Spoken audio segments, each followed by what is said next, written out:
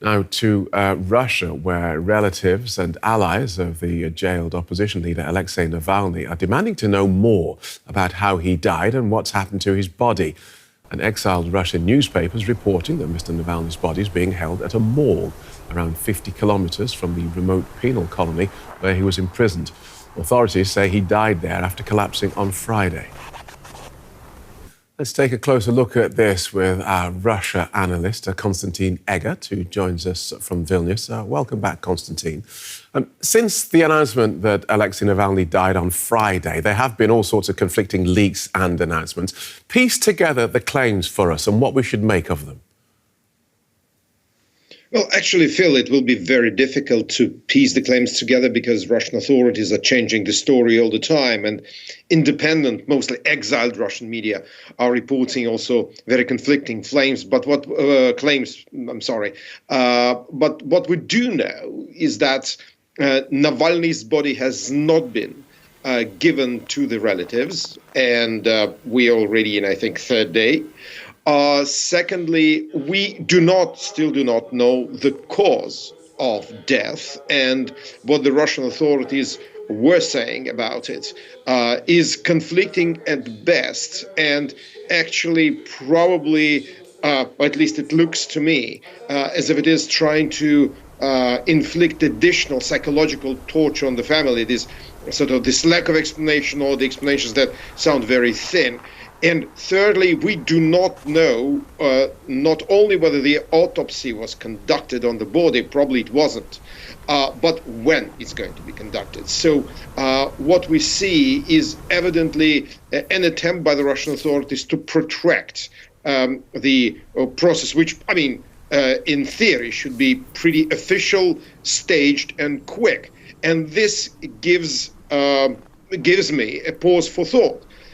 Is it some kind of scandal that the Russian authorities are trying to cover up? And that means that, Navalny's, the death of Navalny was not only accidental, probably, but also surrounded by very, very unpleasant circumstances, which they don't want to reveal. That's one suspicion that you can have. Another suspicion, well, frankly, being Russian, that I have, is that this is a deliberate attempt to protract suffering of Navalny's family, and by doing this, to show that the government is in full control, that it doesn't care for the feelings of not only Navalny's family, but all his supporters, all those who are critical of Putin. We are in control, we are strong, we'll do whatever we want to do to you. That may be the message too.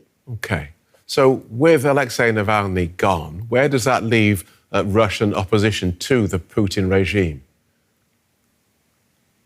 Well, look, Phil, the Russian opposition was not united around Navalny even when he was alive. It still isn't united when he's gone.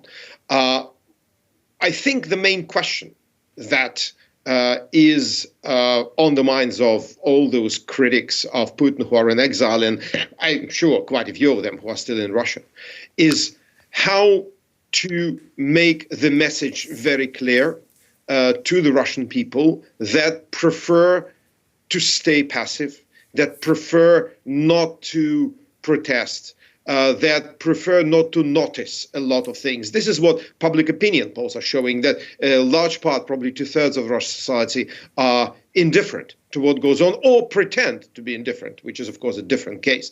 So I think it's not so much the issue of the leaders as the issue of the message and the ability to get this message across to the Russians. If the message is there, I think the messengers will appear pretty soon. That was always the case in the Russian history. And is that news out there in Russia? Are these conflicting reports from authorities out there? Does the general populace know that Navalny is dead and that his family is being given the runaround? Oh, yes, they do know, because even the Russian official media reported Navalny's death, although very briefly. And according to the independent exiled Russian media reports, most Russian officials, including the members of Putin's pliant State Duma, were recommended not to comment on that by the presidential administration. But of course, people know about it.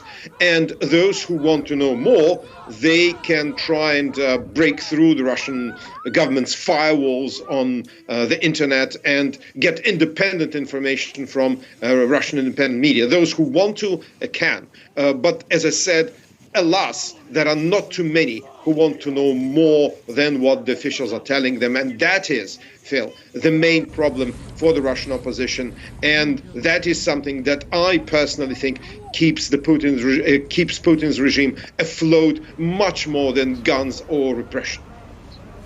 Clear as ever, Konstantin. Thank you so much for outlining that for us. Russia analyst Konstantin Eggert.